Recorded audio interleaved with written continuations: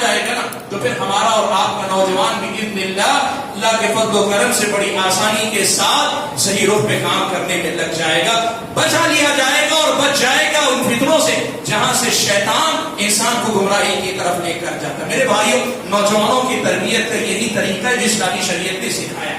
اب یہاں ایک سوال میں آپ کے سامنے رکھتا ہوں، ایک سوال آپ کے سامنے رکھتا ہوں، اور وہ سوال یہ ہے کہ ہم عام طور پہ نوجوانوں کے بارے میں جب بھی تقریر سنتے ہیں ہم تو یہی سنتے ہیں کہ نوجوان کو قوم کا رہنما ہونا چاہیے، رہبر ہونا چاہیے، اسے قوم کے مسائل کے لیے کھڑا ہونا چاہیے، فلاں کے لیے کھڑا ہونا چاہیے۔ سچ ہے، قوم کے مسائل نوجوان کے مضبوط کاندھوں پہ نہیں تو پھر کس کے کاندھوں پہ رہیں گے؟ یقیناً آپ کوئی بھی قومی کام کی بات کریں، قوم کے مسائل کی بات کریں، یقیناً یہ ہمارے نوجوان کے کندھوں پر ہی آگے بڑھتا ہے۔ لیکن اسلامی شریعت کی ضابطے کو یاد رکھنا، نوجوان وہ نہیں جو قوم کے کاموں کے لیے تیار ہو جائے، خود کی اصلاح کے لیے تیار نہ ہو، ایسے نوجوان سے زیادہ کوئی بڑی توقع نہیں ہے۔ آپ یہ بات یاد رکھیں، قرآن و سنت آپ پڑھ کر دیکھیں، اللہ کے نبی نے کہا شاب نشا فی عبادت اللہ، تعریف اس نوجوان کی عرش کے سائے تلے جگہ پانے والا نوجوان وہ ہے جو اللہ کی عبادت میں پرورش پائے، پروان چڑھے۔ جو نوجوان اس صحیح تربیت کے ساتھ میدان میں آئے گا نا، وہ نوجوان بغیر کسی زور کے، بغیر کسی محنت کے خود بخود اپنی قومی اور ملی ذمہ داریوں کو سمجھ کر ان کے ساتھ چلے گا۔ اس کے مقابلے میں تنظیموں کا جو کام کرنے کا طریقہ، مختلف تنظیمیں نوجوانوں کو لیتی ہیں اور ان کو بناتی ہیں، کیسے بناتی ہیں معلوم ہے آپ کو؟ وہ تنظیم کے مقاصد کو پورا کرنے والے نوجوان بن جاتے ہیں۔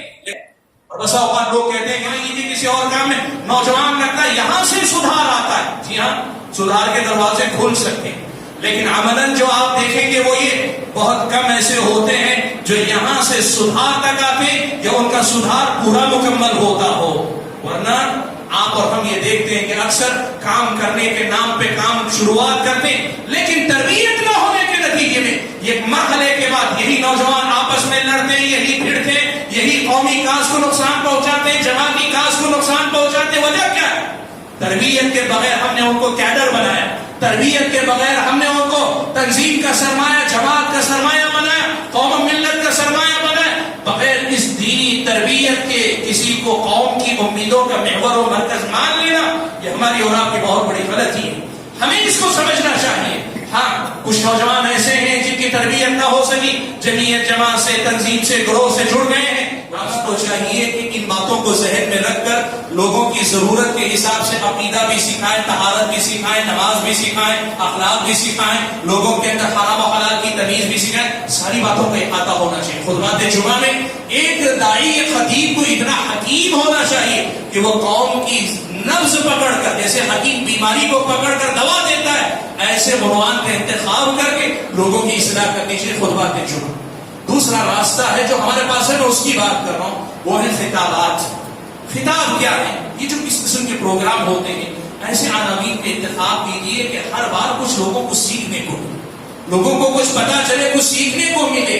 بڑی بڑی باتیں ہوں، مشرق و مغرب کی باتیں ہوں، امریکہ یورپ کی باتیں ہوں، لوگوں کو گھر کی بات نہیں معلوم ہے، اس کی نماز نہیں معلوم ہے، اس کی طہارت معلوم نہیں، اس کو جو ہے مفید پروگرام نہیں کہتے۔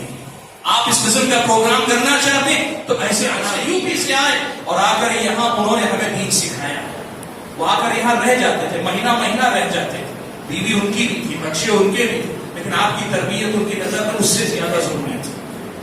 ان کے ایسے ہی درس ہیں جنہوں نے ہمارے اور آپ کے اندر یہ توحید کی تڑپ باقی رکھی، یہ اتباع سنت کا جذبہ پیدا کیا۔ اس لیے بھائیوں، ان دروس کے اوپر محنت کرو، آج بھی یقین کرو، اس سے زیادہ مستحکم نظام غیر مسلم تو چھوڑیے، مسلمانوں کے اندر بھی کسی کے پاس نہیں جس قدر مستحکم نظام جماعت اہل حدیث کی مسجدوں میں دروس کی شکل میں موجود ہے۔ وہ یومیہ درس رکھیے، صبح و شام کا درس رکھیے، آپ جو ہے ہفتہ واری درس رکھیے درس، اس سے تربیت ہوتی ہے۔ یہ ایک بڑا اہم ذریعہ ہے جس سے تربیت ہوتی ہے۔ ایک طریقہ وہ بھی ہے، ابھی قریب میں شروع ہوا ہے، وہ یہ کہ لوگوں کی سہولت کے حساب سے کورس ترتیب دیا جائے۔ کیسے کورس ترتیب دیا جاتا ہے؟ بھائی لوگ جو ہے صرف ہفتے میں ایک دن فری ہو پاتے ہیں، مصروف